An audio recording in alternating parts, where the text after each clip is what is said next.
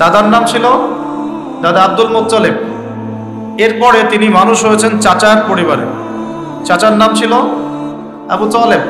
8 বছর বয়স থেকে নিয়ে বলা যায় 53 বছর পর্যন্ত চাচার গার্ডিয়ানশিপেই ছিলেন। সুবহানাল্লাহ।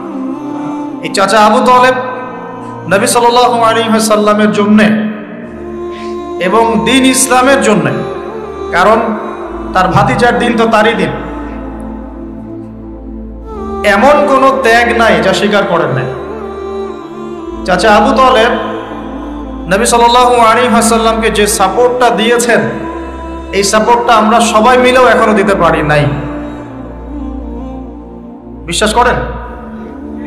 যে সাপোর্টটা নবী সাল্লাল্লাহু আলাইহি ওয়াসাল্লামকে চাচা আবু তালেব দিয়েছেন, এই সাপোর্ট আমরা সবাই মিলেও তাকে দিতে পারি নাই। চাচা আবু তালেব শেষ পর্যন্ত কালিমা পড়েন নাই। সাহাবীরা জিজ্ঞাসা করেছিলেন যে, ইয়া রাসূলুল্লাহ সাল্লাল্লাহু আলাইহি ওয়াসাল্লাম, আপনাকে এত সাপোর্ট দেওয়ার পরে চাচা আবু তালেবের কি কোনোই উপকার হবে না, লাভ হবে না?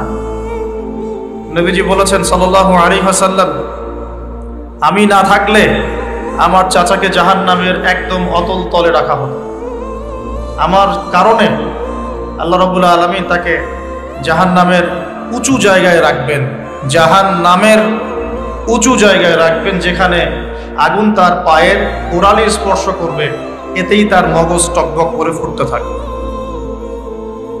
আপনারা কি আমার বাংলা ভাষা বুঝতে পারছেন?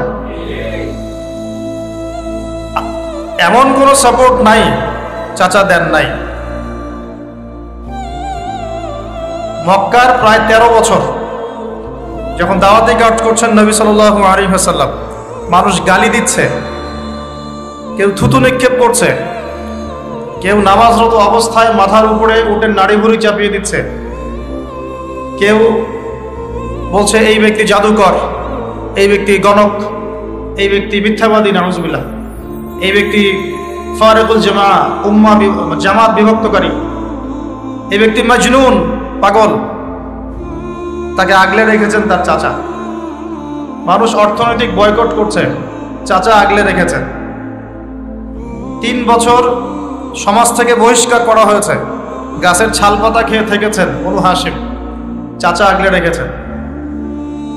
চাচা ছোটবেলা থেকে তাকে এত মহব্বত করেছেন, তার ছেলেদেরকে নিয়ে যখন খেতে বসতেন, আমাদের নবী সাল্লাল্লাহু আলাইহি ওয়াসাল্লাম একটু লাজুক ছিলেন, তিনি শোরগোল করতেন না, চুপচাপ খেতেন।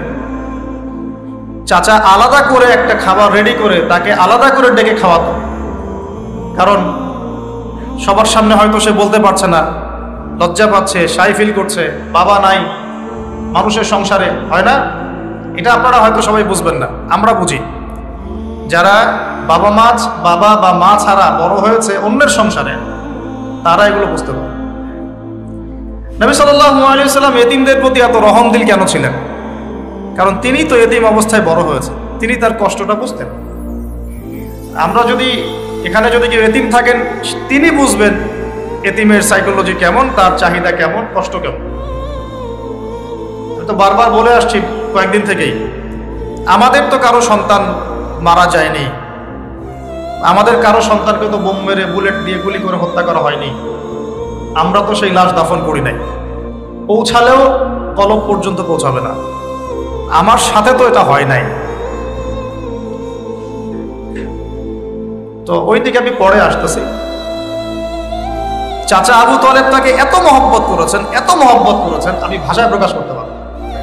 আর আমরা চাচা আবু তালেব সম্পর্কে অনেক সময় আলোচনা করি, কিন্তু তার চাচির কথা ভুলে যায়। তার চাচির নাম ছিল ফাতিমা। কি নাম ছিল? এই নামে তিনি তার মেয়ের নাম রেখেছেন। এই ফাতিমা, তার চাচি, নবী সাল্লাল্লাহু আলাইহি ওয়াসাল্লামকে আলাদা করে ডেকে খাওয়াতেন, মহব্বত করতেন। তিনি কিন্তু তার সন্তান না, অন্য কারো সন্তান। একজন মেয়ের পক্ষে অন্যের সন্তান মানুষ করা চারটাখানি কথা না। সতীনের সন্তানই সহ্য করতে পারে না, আর অন্য মানুষের সন্তান নিজের মতো করে মানুষ করা একটা মেয়ের পক্ষে এত সহজও না। তো এই কাজটা চাচি করেছেন। আমি একটা জায়গায় আসতে চাচ্ছি, এত কিছু করার পরেও, সমাজের মানুষের অত্যাচার, নির্যাতন সব থেকে ভাতিজাকে প্রোটেক্ট করার পরেও শেষমেশ তিনি কালিমা লা ইলাহা ইল্লাল্লাহ সাক্ষ্য দেন নাই। শেষ মুহূর্তে নবী সাল্লাল্লাহু আলাইহি ওয়াসাল্লাম বারবার বলছিলেন, হে চাচা, খালি কালিমা পড়েন, আমি আপনার জন্য আল্লাহর কাছে সুপারিশ করব। ব্যাস ব্যাস। তো তিনি শেষ পর্যন্ত কালিমা পড়েন নাই। দরকার নাই, আলোচনা শুরু হয়ে গেলে ব্রেকআপ করে না। তো শেষে কি হলো? কালিমাটা পড়া হলো না? হলো না। বারবার জিজ্ঞাসা করা হচ্ছে, চাচা আপনি কালিমাটা পড়েন, আমি আপনার জন্য আল্লাহর কাছে সুপারিশ করব। শেষমেশ তিনি বলেছেন যে না, আমি আব্দুল মুত্তালিবের ধর্মের উপরে থাকলাম। সারা জীবন সাপোর্ট দেওয়ার পরে কালিমা পড়ে মুসলিম না হওয়ার ফলশ্রুতিতে আল্লাহর নবীজি বলছেন আল্লাহ পাক তাকে জাহান্নামের উঁচু স্থানে রাখবেন। আমরা যারা মুসলমান, মুসলিম পরিবারে জন্মগ্রহণ করেছি, আমরা বা আমাদের মধ্যে বেশিরভাগ মানুষ এখনো এই নিয়ামতের শুকরিয়া আদায় করতে পারি নাই যে আল্লাহ পাক আমাদেরকে মুসলমান পরিবারে জন্ম দিয়েছে, কালিমা পড়ার তৌফিক দিয়েছে। আমরা সহজে যা পেয়ে যাই তার মূল্য বুঝি না। আল্লাহ পাক যে আল্লাহ পাক কি আমাকে জিজ্ঞাসা করেছিলেন যে আবু তালহার নাম তোমাকে মুসলিম বানাবো না অমুসলিম বানাবো? আপনাকে কি আল্লাহ পাক জিজ্ঞাসা করেছেন হে আব্দুল্লাহ, আব্দুর রহমান, তোমাকে মুসলিম বানাবো না অমুসলিম বানাবো?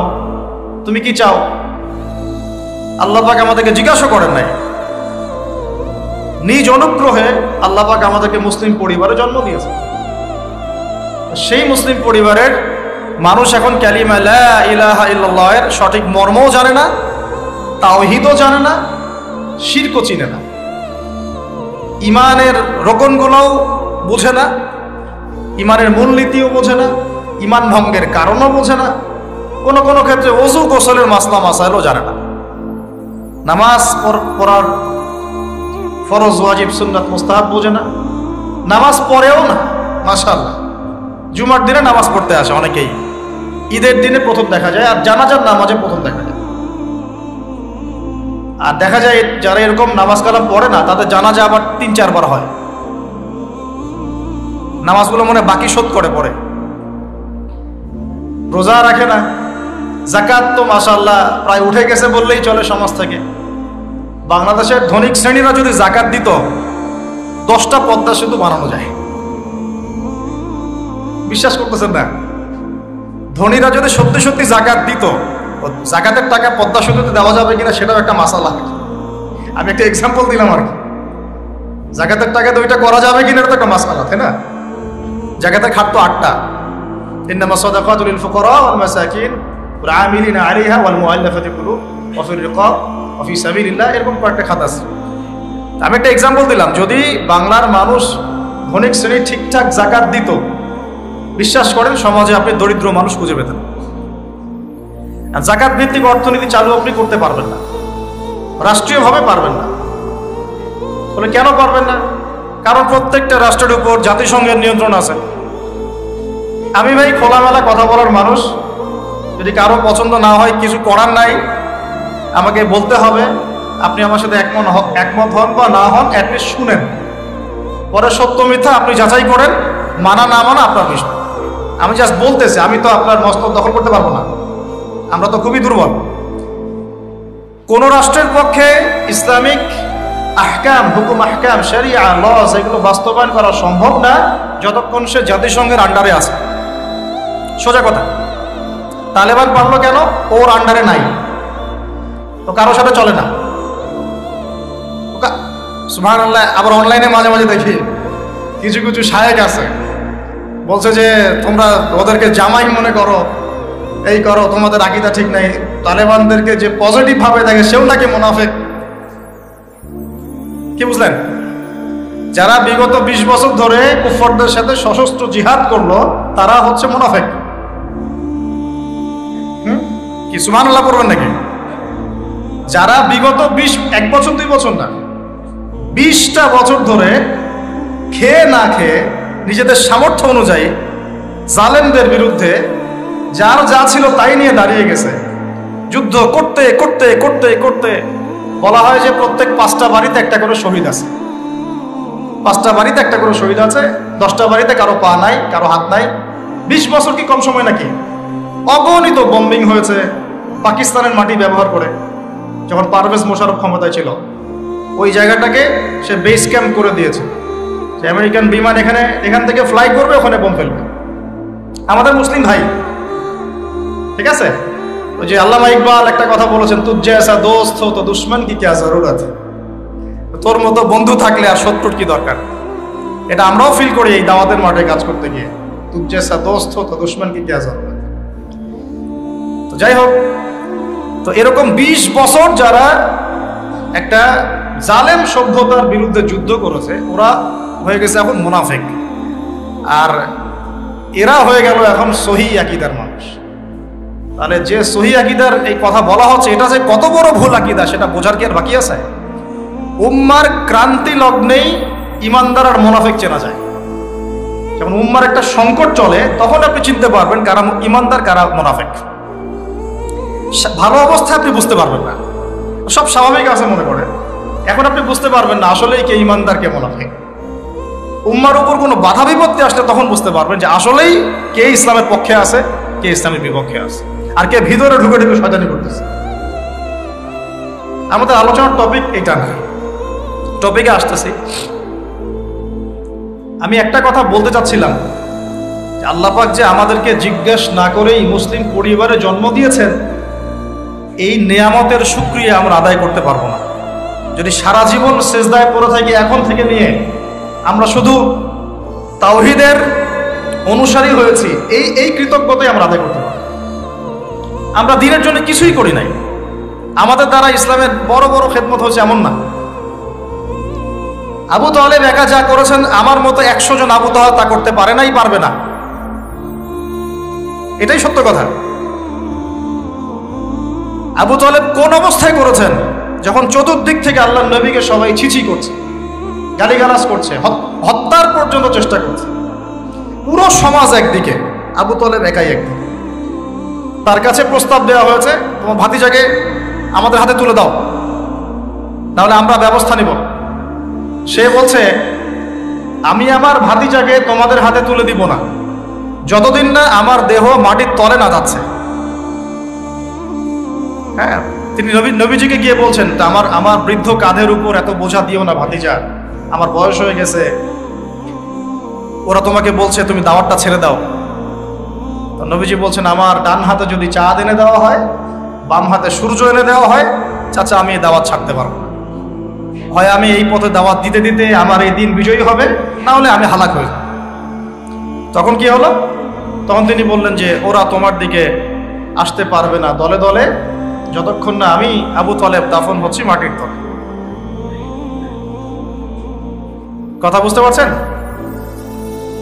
এখন মূল কথাটা হচ্ছে, আমরা যারা মুসলিম পরিবারে জন্মগ্রহণ করেছি, এরপরেও আমরা তাওহীদের জ্ঞান অর্জন করছি না, শিরক থেকে দূরে থাকছি না, নামাজ পড়ছি না 5 ওয়াক্ত ফরজ নামাজ, যাকাত দিচ্ছি না, সওম রাখছি না, প্রোটেস্ট্যান্ট মুসলিম হয়েছি, Protestant version of Islam follow করছি, ইসলামের দাওয়াতের কাজ করছি না, দিনের বিজয়ের কোনো ফিকির করছি না। সত্যি কথা বলতে আমাদের দুনিয়াতে থাকার চেয়ে না থাকাই ভালো।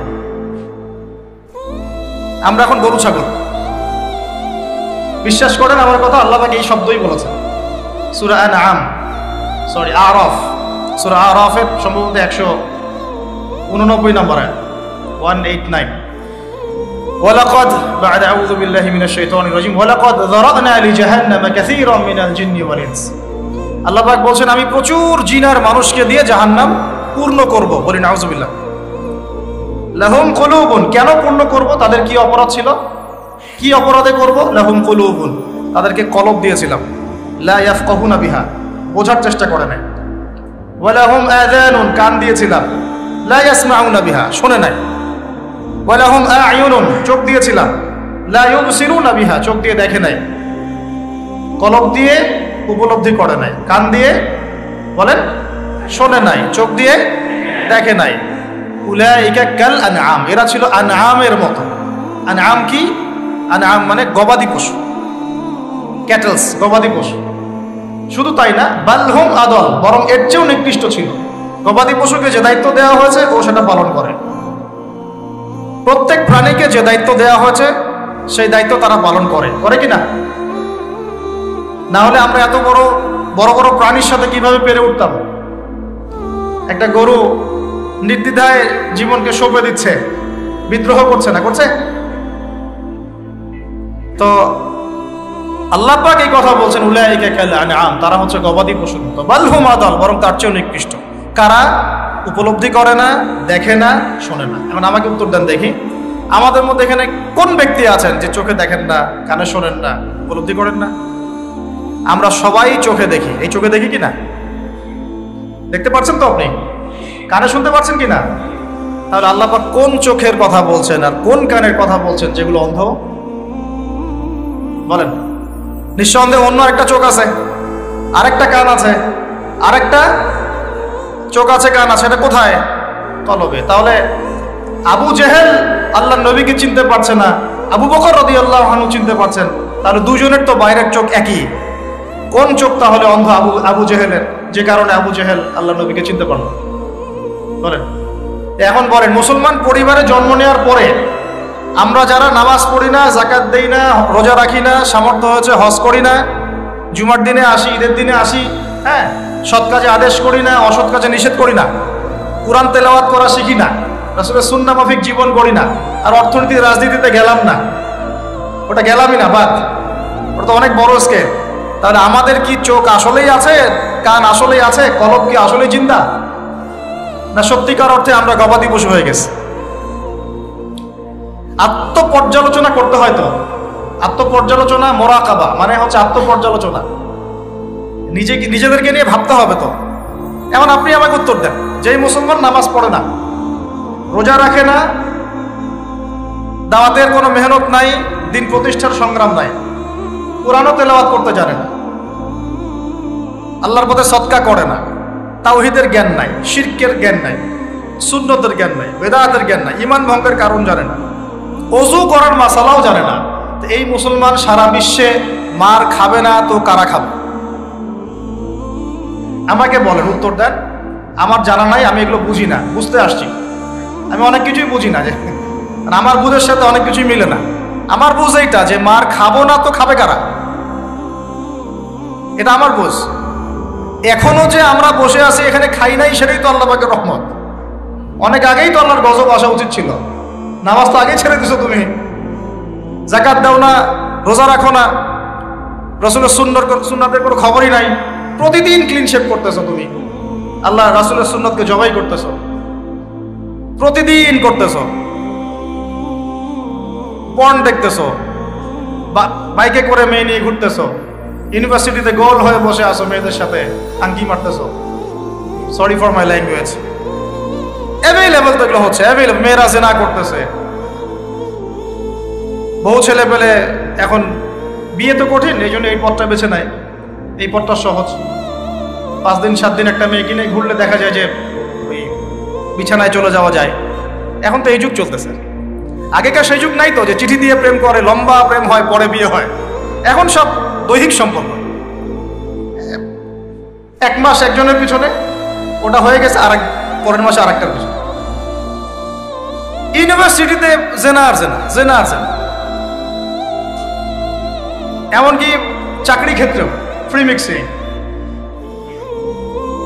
অফিস আদালত, কোর্ট কাচারি, রাজনৈতিক মিছিলে পর্যন্ত ছেলে মেয়ে একসাথে সামনাসামনি, সব জায়গায় এগুলো অধিকার। এই ফ্রি মিক্সিং এর কারণে কি হয়েছে, আমরা জেনাটাকে উন্মুক্ত করে ফেলেছি। এখন আপনি বলেন, যে আমাকে বুঝান, যে এইরকম অবস্থায় মুসলমানদের উপরে যদি বিপর্যয় না আসে, কোন সময় আসবে? আসে নাই, আল্লাহ পাকের খাস রহমত।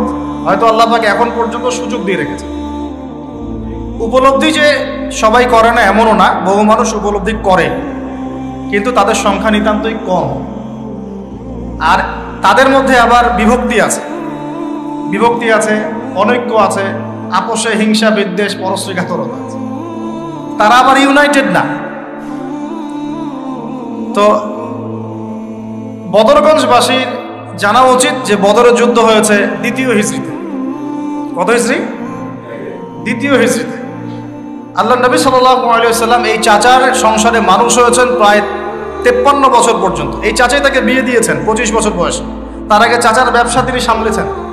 ওই ব্যবসার এক কাফেলা খাদিজা রাদিয়াল্লাহু আনহার অর্থ ছিল। এই ব্যবসা দিয়ে তাকে টেস্ট করলেন, দেখলেন আমানতদার, সুদর্শন, মাশাআল্লাহ উন্নত চরিত্রের মানুষ, উন্নত রুচিবোধের মানুষ, আল্লাহ আমিন, বিশ্বস্ত। বিয়ের প্রস্তাব পাঠালেন, চাচা বিয়ে দিয়ে দিলেন।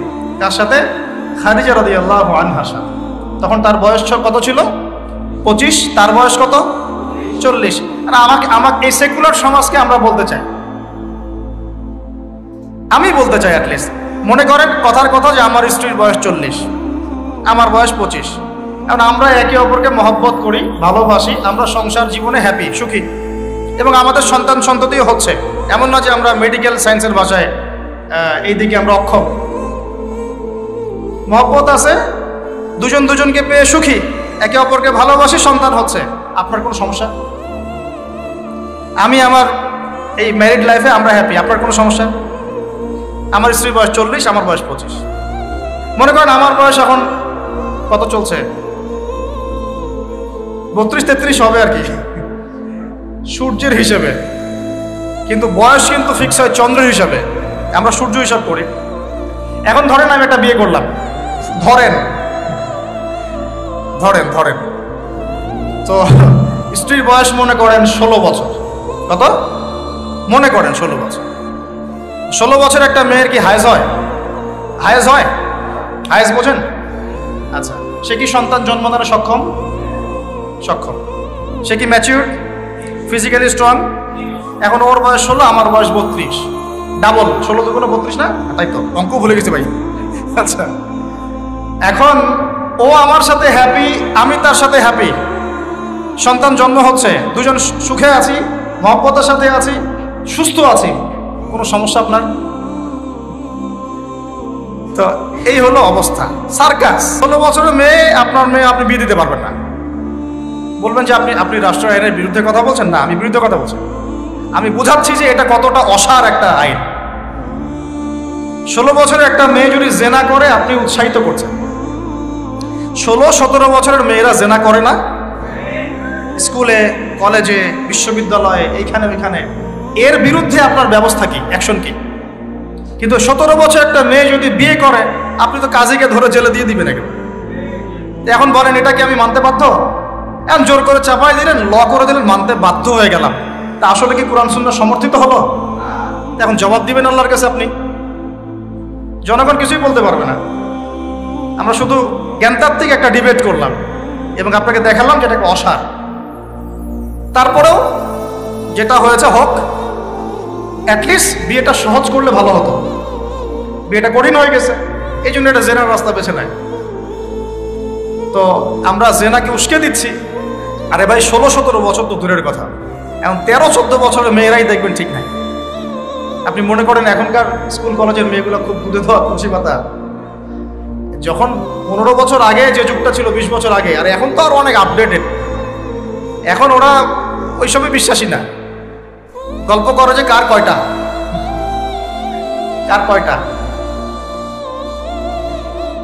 কোন ভাই হাসেন না, কোন ক্ষেত্রে মাদ্রাসাও এর থেকে মুক্ত হয় নাই। আমাদের দিকেও তো বলতে হবে, ইনসাফ করতে হবে। তো বহু মাদ্রাসাতেও জেনার ঘটনা ঘটছে এখন, কারণ এটা পর্নোগ্রাফির যুগ। কিসের যুগ? একজন টিচার যদি কোরআনে হাফেজ হয়, আলেম হয়, এবং একই সাথে যদি পর্নে এডিক্টেড হয়, সেই ব্যক্তির দ্বারা ধর্ষণ হতে পারে। যদিও সে হাফেজ, যদিও সে আলেম, যদিও সে দায়ী, whoever he is। এরকম ঘটনা ঘটছে। কোন ক্ষেত্রে ছেলের সাথে জেনা পর্যন্ত হচ্ছে। হয় নাই ভাই? আমি কি বানায় কথা বললাম? যেই করুক এটা পাপ। শাস্তিও আবার কি? ধর্ষণের শাস্তি কি? ইসলামের শাস্তি কি? মৃত্যুদণ্ড। কয়টা কার্যকর করতে পারবেন আপনি? তো সব দিকে সমস্যা। আমি যে পয়েন্টে আছে এখানে চলে আসেন। এখানে সাউন্ড বন্ধ করেন।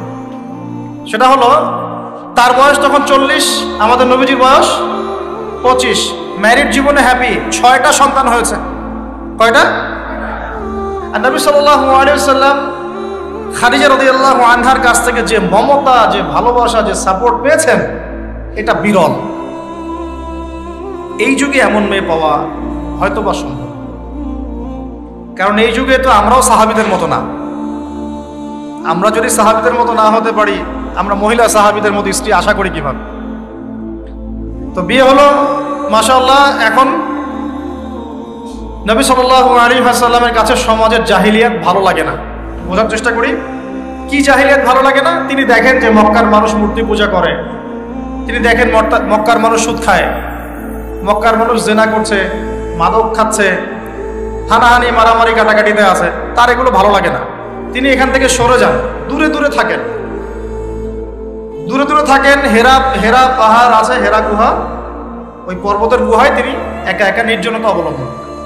কারণ যখন আপনি একটা ভালো রাস্তায় থাকবেন, সমাজের অন্যান্য খারাপ বিষয়গুলো আপনার পছন্দ হবে না, নিজে থেকে ভালো লাগবে না। এই যে আপনি আমি যতটুকু ইমানদার, পাশে কনসার্টের গান কানে আসলে আপনার খারাপ লাগে না?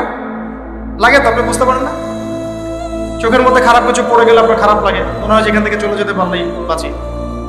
আপনি বাসে যাচ্ছেন, দেখলেন যে ড্রাইভার গান ছেড়ে দিল, দিদি তেরা দেবার দিওয়ানা, আর বাসে কেন জানি এসব গানই বাজে। আমরাই নাকি ভাষার জন্য আবার যুদ্ধ করেছি, লজ্জা আমাদের। আমরাই নাকি ভাষার জন্য রক্ত দিয়েছি, কিন্তু আমাদের সব কেন জানি হিন্দি সংস্কৃতি। হ্যাঁ, কত বড় ভণ্ডামি আমাদের মধ্যে আছে দেখেন। ভাষার জন্য আমরা লড়াই করেছি, জীবন দিয়েছি, গর্বের, এটা অবশ্যই আমাদের জন্য গর্বের। কিন্তু আমাদের ঘরে ঘরে এখন হিন্দি কেন? ঘরে ঘরে হিন্দি কেন? তাহলে আমরা কি এটা কি দিবস পালন করার বিষয়, না আদর্শ লালন করার বিষয়? কোর্ট কাচারি অফিস আদালত সবকিছুর ভাষা হচ্ছে ইংরেজি, ওখানে বাংলা চলে না কেন? আমরা কি ইংরেজির জন্য যুদ্ধ করেছি? এই উপমহাদেশ 200 বছর শাসন করেছে ব্রিটিশরা, ওরা চলে গেছে, 200 বছর পিটিয়েছিল খুব আমাদেরকে, তারপর আমাদের বাপদাদারা যুদ্ধ করে ওদেরকে এখান থেকে তাড়িয়ে দিয়েছে। কিন্তু ওরা চলে গেলেও ওদের কোনো সুন্নত নিয়ে যায় নাই, ওদের সব সুন্নত দিয়ে গেছে। কোর্ট কাচারির সুন্নত দিয়ে গেছে, অর্থনৈতিক ব্যাংকিং সুন্নত দিয়ে গেছে, রাজনৈতিক সুন্নত দিয়ে গেছে, এমনকি পোশাক আশাকের সুন্নতও দিয়ে গেছে, এমনকি বাথরুমের টয়লেট ওইটাও দিয়ে গেছে। সবখানে এখন হাই কমন ব্রিটিশ ইংলিশ। তো ওরা কি আসলেই চলে গেছে আর আমরা কি আসলেই স্বাধীন? কে বলবে এগুলো আর কে ভাববে? আর মানুষ এগুলো কবেই পজিটিভলি নেওয়ার চেষ্টা করবে আল্লাহ ভালো জানেন। বাট আমরা বলে যাচ্ছি ইনশাল্লাহ একদিন না একদিন ইসলাম হবে ইনশাল্লাহ। আল্লাহ পাক যেন সহজ করেন এবং কবুল করেন। এখন কথা হচ্ছে যে তিনি দেখেন আরবের লোকজন সুদ খায়, মদ খায়, জেনা করে ইত্যাদিতে, তিনি একা একা থাকা শুরু করলেন। একা থাকতে থাকতে ওই সময় তিনি যেভাবে ইবাদত করতে পারতেন সেভাবে ইবাদত করেছেন। আগেও ইবাদতের কিছু সিস্টেম ছিল, কারণ আরবের মানুষরা দাবি করতো তারা হচ্ছে মিল্লাতে ইব্রাহিমের উপর আছে, বিকৃত, কিন্তু ওরা মনে করতো আমরা ইব্রাহিমের ধর্মের উপরেই আছি। এখন 40 বছর বয়সে নবী সাল্লাল্লাহু আলাইহি ওয়াসাল্লামের কাছে প্রথম ওহীটা চলে আসতো। প্রথম ওহী কি ছিল ভাই? কোন সূরা? সূরা আলাকের কত নম্বর আয়াত? প্রথম আয়াতটা, প্রথম ওহীটা কি সংক্রান্ত ছিল? নামাজ পড়ো, রোজা রাখো, হজ করো, যাকাত দাও, মূর্তি পূজা করো না। কি বলেছেন আল্লাহ পাক? ইকরা বিসমি রাব্বিকাল্লাযী খালাক। হে নবী, কথাটা বুঝুন, হে নবী মুহাম্মদ সাল্লাল্লাহু আলাইহি ওয়াসাল্লাম, আপনি যেগুলো দেখে ব্যথিত, যে সমাজটার এই যে জাহেলিয়াত আপনি দূর করতে চান, যাদেরকে নিয়ে আপনি চিন্তাগ্রস্ত, আপনার কাছে ভালো লাগে না এই জাহেলিয়াতগুলো, এগুলোকে দূর করতে হলে আগে পড়াশোনা করতে হবে, জ্ঞান লাগবে। আগে কি লাগবে? ওই জায়গায় মুসলমানরা পিছিয়ে পড়ার কারণে আজকে এই অবস্থা হচ্ছে। দুজনের বুঝে আসছে, দুজন ঠিক বলছে। ওই ইকরা বিসমি রাব্বিকাল্লাযী খালাক, এই পড়াশোনা থেকে আমরা পিছিয়ে পড়েছি বলেই আমাদের আজকে অবস্থা হচ্ছে। বলছেন, এখন বলবেন যে আমরা তো পড়াশোনা করছি, সাক্ষরতার হার তো আমাদের 80, 67, 77 এরকম আর কি। তো সত্যিই কি পড়ছি? ইকরা বিসমি রাব্বিকাল্লাযী খালাক অর্থ হচ্ছে পড়ুন আপনার রবের নামে যিনি আপনাকে যেই জ্ঞান আপনাকে আপনার স্রষ্টার দিকে নিয়ে যাবে সেটাই তো জ্ঞান। এখনকার আমাদের জ্ঞানগুলো কি সত্যি আমাদেরকে আল্লাহর দিকে নিয়ে যাচ্ছে নাকি আল্লাহ থেকে দূরে সরাচ্ছে? তাহলে বোঝেন। এখন আপনি যদি বলেন যে তাহলে কি আপনি শুধু মাদ্রাসা শিক্ষাকেই সমর্থন করছেন, জেনারেল শিক্ষা সমর্থন করছেন না? আমি বলবো না, আমি নিজেও জেনারেল শিক্ষিত একজন মানুষ।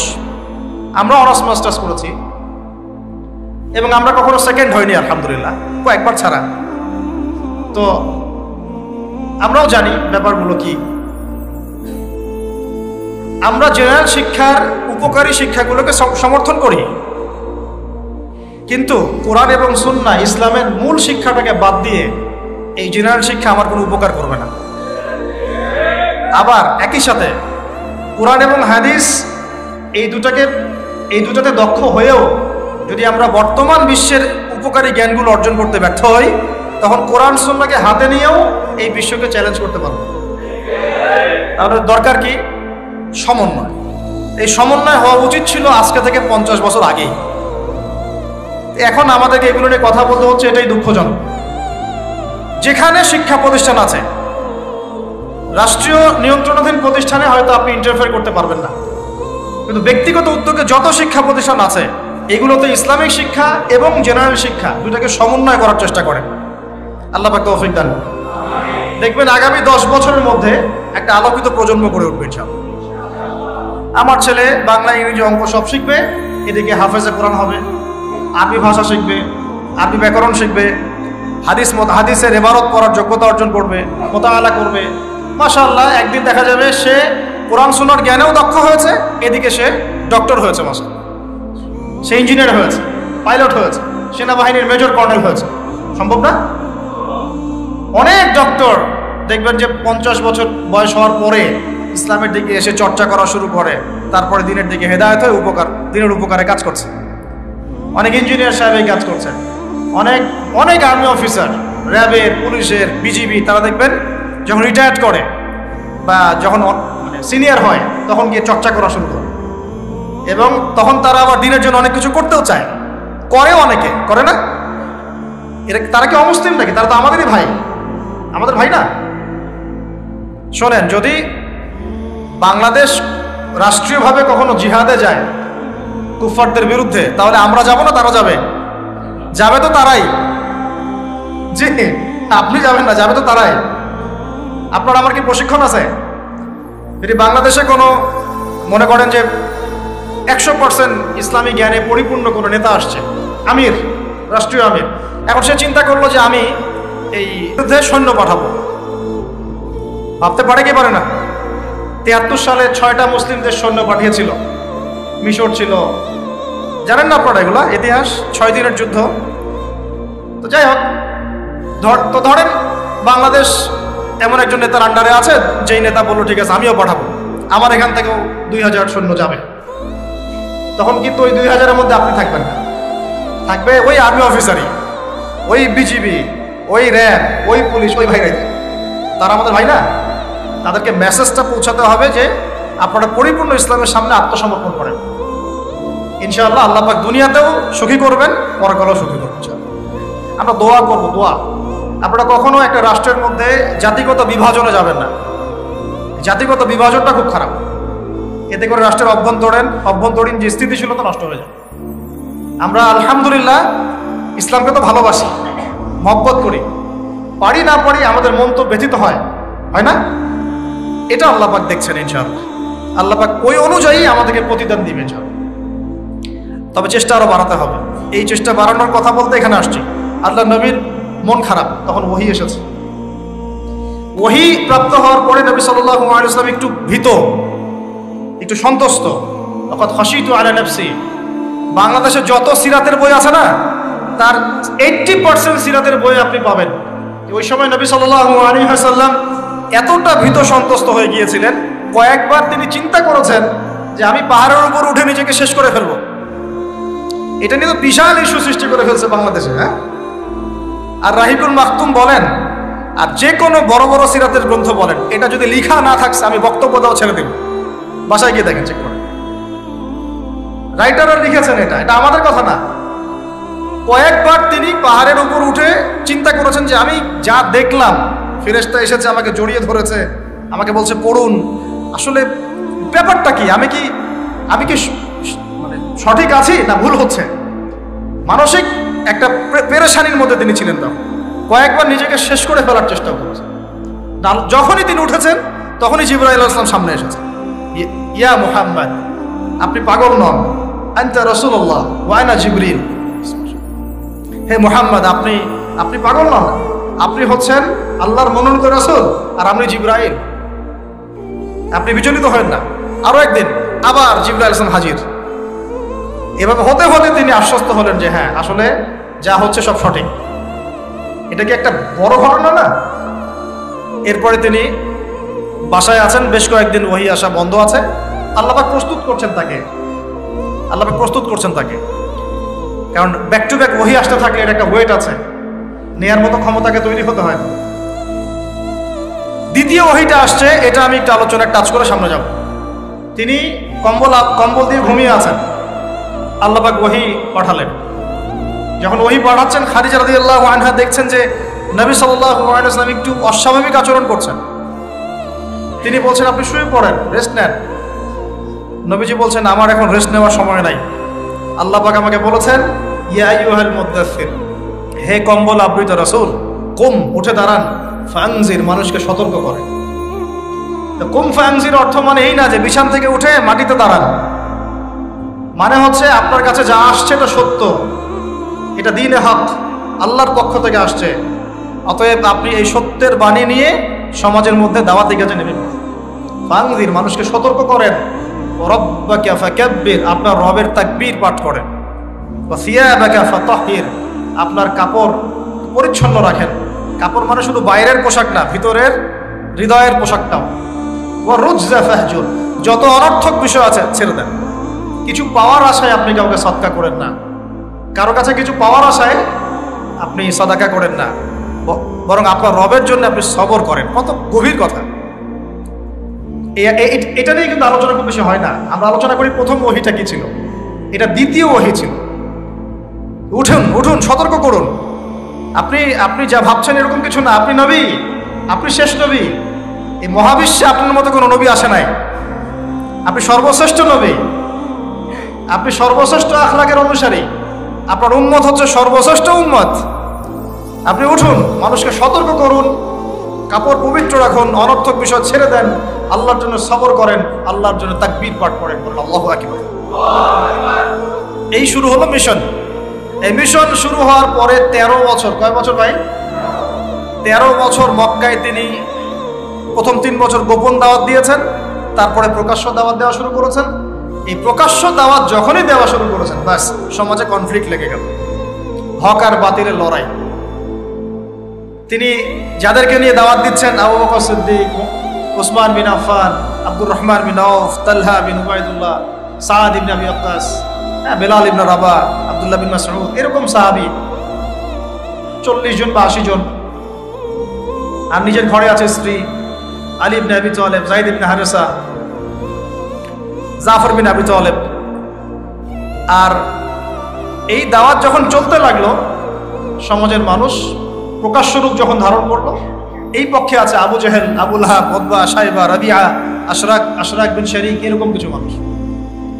ঠিক আছে, এমন কনফ্লিক্ট যে এটা কিছুতেই মিউচুয়াল হচ্ছে না, কিছুতেই হচ্ছে না। সিরাত পড়তে হবে আপনাদেরকে, একটা লেকচারে সবকিছু তো বলা যাবেই না, সময় আমাদেরকে অ্যালাউ করবে না, পাশাপাশি আমারও এনার্জি ফুল হবে না। ঠিক আছে, এমন কোনো কষ্ট নাই যা তাকে দেয়া হয় না, সাহাবীদেরকে দেয়া হয় না। অর্থনৈতিক বয়কট, উত্তরাধিকার থেকে বঞ্চিত করা, বাড়ির থেকে পিটিয়ে বের করে দেয়া, হ্যাঁ, উল্টা ঝুলায় লটকায় রাখা, আমাদের রিমান্ডগুলোর মতো, শারীরিক নির্যাতন, মানসিক কষ্ট তো আছেই। এটা তো মানসিক কষ্ট তো আছেই, বলার তো আর অপেক্ষা রাখে না। তারপরে কেউ বেচাকেনা করবে না, চলাফেরা করবে না, সামাজিক বয়কট। রাস্তা দিয়ে গেলে মানুষ টিটকারি মারে, এই যে পাগল যাচ্ছে, এই যে জাদুকর যাচ্ছে। ব্যাপারটা বোঝার চেষ্টা করেন। মানে এমন কোনো নির্যাতন নাই যা করা হয় নাই। আমি ক্ষুদ্রকাটে দেখেছি প্রায় 14 বা 15 বার আল্লাহ নবী সাল্লাল্লাহু আলাইহি ওয়াসাল্লামকে হত্যা করার চেষ্টা করা হয়েছে। প্রায় 14-15 বার তাকে হত্যা করার চেষ্টা করা হয়েছে।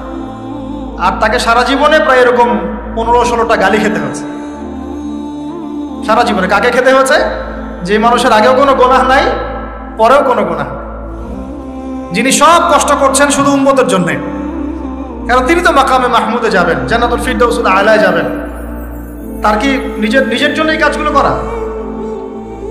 13টা বছর যখন মক্কায় এভাবে নির্যাতিত হতে হলো, এই যে বলা হচ্ছে সাহাবীদেরকে গলায় দড়ি দিয়ে রাস্তায় হেঁচড়ে নিয়ে আসা হয়েছে, উত্তপ্ত বালুর মধ্যে শুইয়ে উপরে পাথর চাপা দেওয়া হয়েছে, আগুনের কয়লা জ্বালিয়ে দেওয়া হয়েছে, উপরে শুইয়ে দেওয়া হয়েছে, গায়ের চামড়া এবং গোশত চর্বি এগুলো গলে গলে কয়লা নিভে গেছে। আমরা কি একটু ইমাজিন করতে পারি কি? বাচ্চাকে নিয়ে দৌড়াচ্ছে, বোনদের অবস্থা, ভাইদের অবস্থা, কিছুটা আজ করতে পারেন কি আসলে কি হয়েছিল 1400 বছর আগে? এগুলোই হয়েছে। এগুলো ইসলামের চিরায়ত সুন্নত। হকপন্থীদের উপর এগুলো আসবেই। যদি না আসে, ওয়াল্লাহি আপনি হকপন্থী না, ওয়াল্লাহি আপনি হকপন্থী না। আপনি প্রোটেস্ট্যান্ট ভার্সন অফ ইসলামে আছেন অথবা মডারেট ইসলামে আছেন, এটাও ঠিক ওটাও ঠিক, আমি মাঝামাঝি থাকবো। আমি এটা ফখর করে বলছি না। পশ্চিমের কয়েকটা কান্ট্রি থেকে আমাকে অফার করা হয়েছিল মালয়েশিয়া সফরের পরে, যে আমাদের এখানে আসেন, দাওয়াতি কাজ করেন, মানে দাওয়াতি কাজ করেন মানে কনফারেন্স, এইভাবে কনফারেন্স করেন। মালয়েশিয়া যেমন হয়েছে আমরা আয়োজন করতে যাচ্ছি, 7 দিনের জন্য আসেন, 3 দিনের জন্য আসেন, ঠিক আছে? আমি বললাম যে আমার লেকচার কি শুনছেন কোনোদিন আপনারা?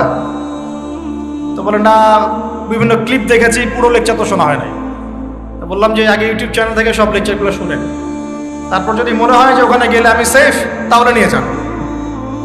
যদি মনে হয় যে এইসব লেকচার দেওয়ার পরে ওই সভ্যতায় গিয়ে কেউ সেফ থাকতে পারে, আমাকে আবার গুয়ান্তানামায় পাঠিয়ে দিবে না, আবু গারিব কারাগারে পাঠিয়ে দিবে না, তাহলে নিয়ে যান। তো এখন পর্যন্ত আর রেসপন্স করেন না। তো মডারেট ইসলামের সুযোগ নাই ইসলামে। ইসলাম ইসলামী। ওই পশ্চিমা আদলে আমরা মডারেট হয়ে যাব, ওদের আদর্শও চলবে, আমাদেরটাও চলবে, তালগোল পাকায় একটা ভিশন 2030 বানাবো, এইসব ইসলাম চলবে না। বুঝতে পারছেন না কথা? ইসলাম চির প্রাচীন, চির নতুন, চির আধুনিক, এর কোনো ব্যতিক্রম ব্যত্যয় নাই। ওর মূলনীতির কোনো পরিবর্তন হবে না। ওর মূলনীতির জায়গায় থাকবে, কিন্তু হয়তো প্রযুক্তিগত উন্নয়ন হতে পারে, শাখা প্রশাখাগত কিছু পুরোই পার্থক্য আসতে পারে, কিন্তু আসলে কোনো পার্থক্য আসবে। তো যে কথাটা বলেছি এটা চিরায়ত সুন্নত, যে নির্যাতনটা মক্কায় হয়েছে। যদি না হয় বুঝে নেবেন যে আপনার বা আমার ইসলামিক চলাফেরার মধ্যে কোনো একটা ল্যাকিংস আছে, বা আমরা Protestant version of Islam follow করছি। এটা হচ্ছে মুযাবযাবিনা বাইনাহুম, মানে এদিকেও না ওদিকেও না, দুটার মাঝখানে। আল্লাহ রাসূল সাল্লাল্লাহু আলাইহি ওয়াসাল্লাম বলেছেন, একটা হাদিস বলি তাহলে আপনি বুঝে নেবেন যে আমরা আসলে কোন জায়গায় আছি। এরপরে আমি সামনে যাচ্ছি, তারপরে বদরগঞ্জে আসবো ইনশাআল্লাহ, ঠিক আছে? একটু মনোযোগ ধরে রাখেন। কি বললাম? হাদিসটা কি? সহিহ মুসলিমের হাদিস। রাসূলুল্লাহ সাল্লাল্লাহু আলাইহি ওয়াসাল্লাম বলেছেন, ক্বালা নবী সাল্লাল্লাহু আলাইহি ওয়াসাল্লাম, মান রাআ মিনকুম মুনকারান, তোমাদের মধ্যে যে কেউ যদি কোনো অন্যায় গর্হিত কাজ দেখে, ফালইউগাইয়ির বিয়াদিহি, সে যেন তার হাত দিয়ে এটাকে প্রতিহত করে। বলেন এই লেভেলে আমরা কয়জন আছি? 0.00001%। মান রাআ মিনকুম মুনকারান ফালইউগাইয়ির, সে যেন পরিবর্তন করে। এমন না যে সামর্থ্য হলে পরিবর্তন কইরো, মানে যাদের হাত দিয়ে প্রতিহত করার ক্ষমতা আছে তারা যেন অবশ্যই হাত দিয়ে প্রতিহত করে। এখানে ধরেন একটা জেনা হচ্ছে, নাউজুবিল্লাহ, বা একটা নোংরামি হচ্ছে, ফাহেসা কোনো কাজ হচ্ছে, এখানে যিনি সর্বোচ্চ দায়িত্বশীল তিনিও এখন গিয়ে কিছু বলার অধিকার রাখেন না। বলতে গেলে তিনি 10 বার চিন্তা করেন যে বললে কি হইতে পারে, তাই না? বিষয়টা বাজারের মধ্যে ধরেন সুদের একটা জুয়া হচ্ছে, জুয়া, কেউ কিছু বলতে পারে না। মসজিদ এখানে ধরেন পাশের বাসায় বিয়ের অনুষ্ঠান হচ্ছে, আর বিয়ে মানেই তো জেনা দিয়ে শুরু হলো, ধুমধারাক্কা গান বাজতেছে, আর ঢাকা শহরে বিশ্বাস করেন না এই অত্যাচারে থাকা যায় না। মানে একটা ফ্ল্যাট ধরেন 14 তলা বা 10 তলা, তো এই 10 তলার মধ্যে 5 তলার সদস্যের বিয়ে, ও ছাদটা হায়ার করে নিল, নিয়ে এমন জোরে ধুমধারাক্কা মিউজিক শুরু করবে যে পুরো এলাকার প্রত্যেকটা ঘরে ঘরে যেন সাউন্ড হচ্ছে, মানে ওর উপর যেন ওয়াজিব করা হয়েছে সবার কানে গান বাজনা পৌঁছায়। কিন্তু কিছু করার নাই, আপনি বলতে যান, উল্টা আপনার উপর চড়াও হবে। হুজুর আসছে, বেশি বেশি কোন, আমরা আর মুসলমান না, আমরা আর ইসলাম ফলো করি না বলতে আসছে। আপনি বাসায় যান, নিজের ঘর ঠিক করেন, বলবেন। হাদিসের এই শব্দের বাক্যের আওতায় আমরা আছি কিনা একটু ভাবেন। ওয়ামান লাম ইয়াস্তাতি, যদি এভাবে কেউ প্রতিহত করতে না পারে, দ্বিতীয় সেন্টেন্স হাদিসের, ফালইউগাইয়ির বিলিসানিহি, সে যেন তার জবান দিয়ে প্রতিহত করে। আজকে জবান দিয়েও কি মানুষ প্রতিহত করছে? বরং চোখের সামনে জুলুম দেখছে, এরপরেও কিছু মানুষ মাজলুম ভাইদের বিপক্ষে অবস্থান নিয়ে ফতোয়াবাজি শুরু করেছে বাংলাদেশে। আমি বলেছি আপনারা মুনাফিক তখনই চিনতে পারবেন যখন উম্মাহ একটা সংকটময় অবস্থায় থাকে, তার আগে চিনতে পারবেন। এরাই কয়দিন আগে আমাদেরকে খারেজি বলতো, যারা এখানে মাজলুমদের বিপক্ষে ফতোয়া দিচ্ছে, ঘুরিয়ে ফিরিয়ে বলার চেষ্টা করছে। আমি আল্লাহর কসম করে বলছি, তো এদের ইমানি লেভেল তো তলানিতে আছেই, ইতিহাসের সামান্যতম জ্ঞান এদের মধ্যে নাই। আপনারা অনেক বইপত্র বাজারে পাবেন, বাসায় গিয়ে পড়াশোনা করে দেখেন, বা ইনশাল্লাহ আমরাও কিছু নিয়ে আসার চেষ্টা করব। আপনাদেরকে দেখাবো যে এই ধরনের সংগঠনগুলো যখন তৈরিও হয় নাই, কিয়ামতের মাঠে দেখে নিয়েন জাহান্নাম উদ্বোধন হবে এক শ্রেণীর আলেম দিয়ে। জাহান্নাম কিন্তু উদ্বোধন হবে, এই হাদিসটা জানেন না আপনারা ওলামায়ে কেরাম? আপনারা তো আমার চেয়ে অনেক ভালো জানেন। প্রথমে একজন শহীদ, কি করছো? জীবন দিয়ে দিছি, শহীদ হয়ে গেছে। ভুল, কাযিব, মিথ্যা কথা বলছো। এই জন্য শহীদ হয়েছিলে যাতে মানুষ তোমাকে বড় বীর বলে, আমার জন্য তুমি জীবন দাও নাই, যাও জাহান্নামে। আরেকজন, কি করেছো? অনেক দান করেছি, মানুষ দানবীর বলে। আল্লাহ বলছেন যে মিথ্যা বলছো, মানুষ যেন দানবীর বলে এই জন্য দান করেছে। দান করার সময় সতর্ক থাকেন, লোক দেখায় দান করেন না। আর ইলেকশনের আগে আগে তো দানটা বেশি করেন আপনারা। তা আমরা এই সুযোগটা নিব, অবশ্য আমরা বেশি বেশি দান নিব এখন তাদের কাছ থেকে, ঠিক আছে? তাদেরকে ইনভাইট করবো আর দান বেশি করে নিব। ভুলেও না, এই কাজ ভুলেও করবেন না। রিক্সাওয়ালা ভাইয়ের কাছ থেকে সদকা নিবে 10 টাকা, মুচি ভাই, তরকারিওয়ালা, ভ্যান চালক, এদের কাছ থেকে হালাল টাকা থেকে টাকা নেবে। ওই ব্যারাট মসজিদ থেকে দিন প্রচার হবে, আর হারাম টাকার এসি মসজিদ থেকে দিনের কোনো প্রচার হবে না। বাংলাদেশে এসি মসজিদের অভাব নাকি? আমার কথা রাগ করতেছেন নাকি? বাংলাদেশে এমন অনেক মসজিদ আছে কোটি কোটি টাকার প্রজেক্ট, ঠিক শেষ জামানার হাদিসের মতো। নবীজি বলেছেন শেষ জামানায় কিছু মসজিদ হবে চাকচিক্যময়, একদম গর্জিয়াস, হেদায়েত উঠে যাবে। পরের লাইন হচ্ছে হেদায়েত উঠে যাবে, ওঠে নাই? নামাজ শেষ, মসজিদ বন্ধ। মসজিদে খাদেমদের মাঝে মাঝে অস্থিরতা দেখলে মনে হয় যে বাসায় গিয়ে সুন্নতটা